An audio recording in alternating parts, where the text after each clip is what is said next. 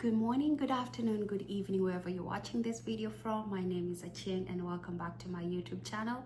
So today I'm going to share one of my recipes for my dry rubs for beef. I usually use it for beef, pork, chicken, depending on my moods on that day. So for today, my mood is to use just a dry rub for my beef that I'll be barbecuing outside. So I'm going to walk you through the spices that I use. They're just spices from my pantry and I build upon the flavor as I go. So guys, if you have not subscribed to my YouTube channel, please make sure you subscribe and click on the notification button so you can be notified when we have a new video. So let's get to it. Thank you. So we have our meat here that has already been cleaned. So what I'm going to do, using a paper towel, I'm just going to tap and press down to remove the water so that the flavor that we use does not get watered down. Just going to make sure it is all dry.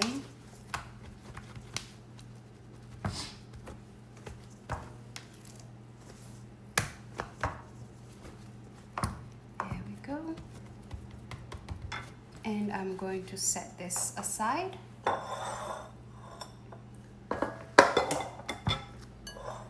And next, I'm going to create our dry rub.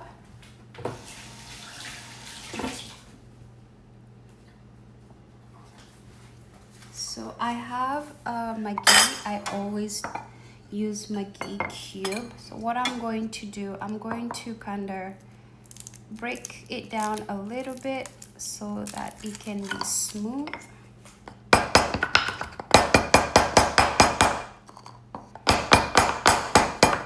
Sometimes it really hardens, so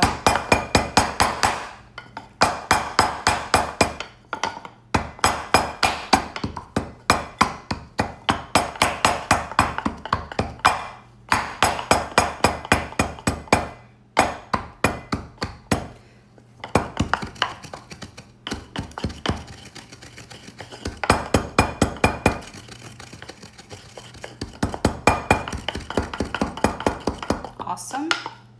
So our Maggi is ready.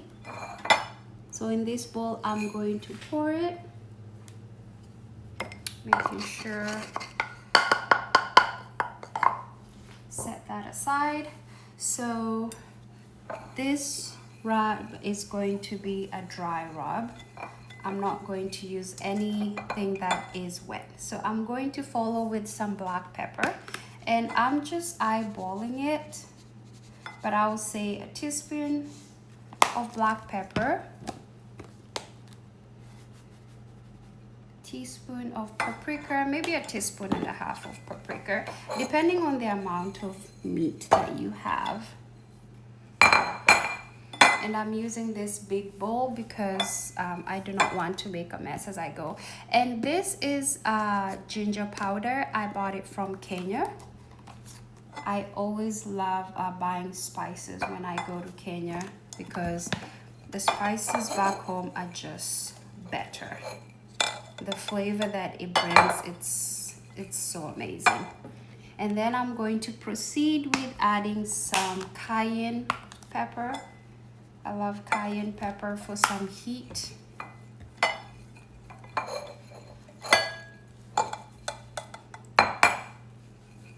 And then some cumin, just a teaspoon of cumin.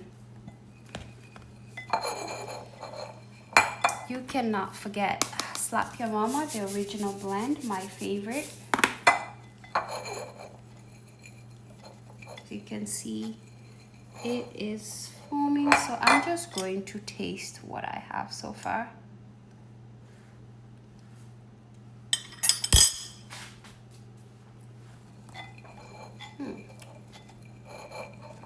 Actually, that is already tasting amazing. So I am happy with where we are. It is perfect for me. And usually if this for the marinade, you don't want to add too much salt, because when you're doing the barbecue you can be able to add the dry rub as you go. So I'm going to stop there. And then we have a big piece and we have a small piece. So I'm going to begin with the big piece, and what I'm going to do is just rub and kind of press as I go. It's better to use your hands here.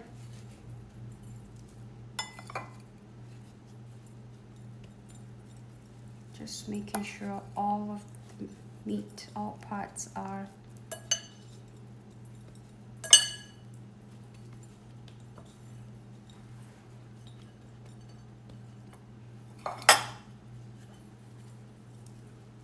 okay. And I'm going to set that as the bottom layer, and then I'm going to add, just spread it like that.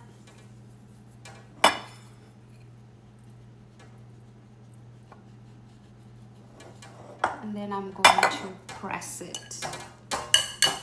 The reason why I'm pressing is I really want this rub to stick to the meat so that the flavor can be infused.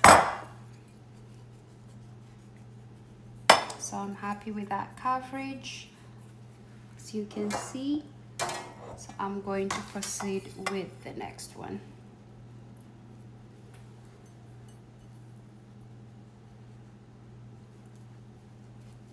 The pressing is very important because this really enables you to have more flavor, more of the flavor on your dry rub infused into the meat.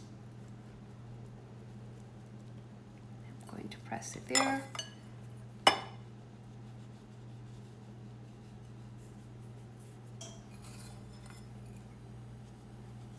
Making sure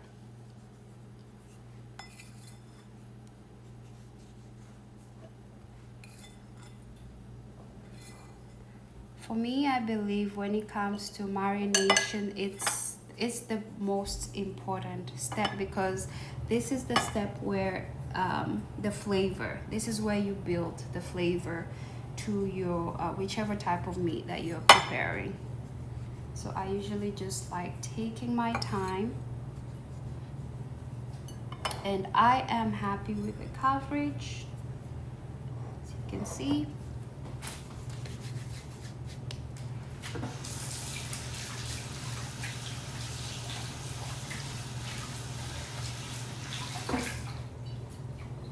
Going to set this aside.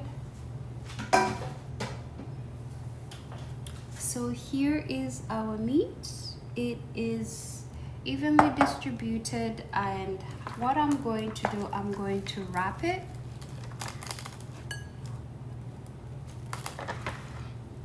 so that we can seal the air inside for the marinade to seep through the meat.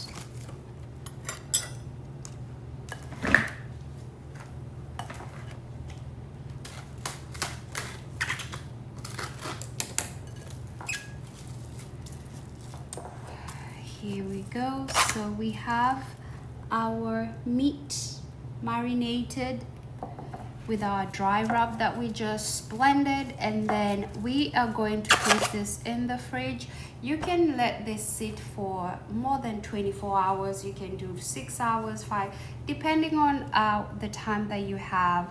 I am going to let this sit for 24 hours. Usually I go longer, but sometimes with the time that I have for today's video is just going to be 24 hours. So we'll let this sit for 24 hours and then we'll move to the next step. Thank you guys. It is time to add our meat that we had already marinated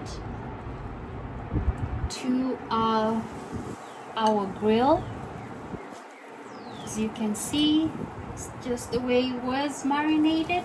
We're going to add it here, and then we're going to let this sit for about 4 to 6 minutes turning each side and making sure that it does not burn, because I'm going to cook it on open fire for a few minutes, and then I'm also going to use this hood to close it so that the heat can go through and the smoke flavor can slip through the meat. So sometimes when your meat has some fat, it's going to kind of drop on the charcoal, and then it's going to produce smoke flavor and increase a little bit of fire. So as you can see, it burns a little bit, but that is okay. So you're just going to turn the sides, and you can just scrape that. As you can see, it just comes out very easy.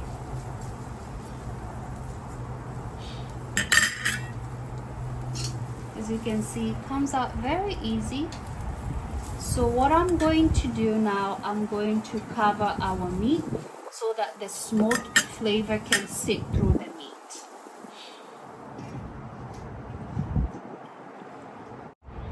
So it has been about 5 to 6 minutes. So we are going to remove our meat. As you can see, it's cooked, browned very well, just the way I like it. And then what I'm going to do is I'm going to seal it with a foil so that the juices can remain, because we do not want our meat to dry.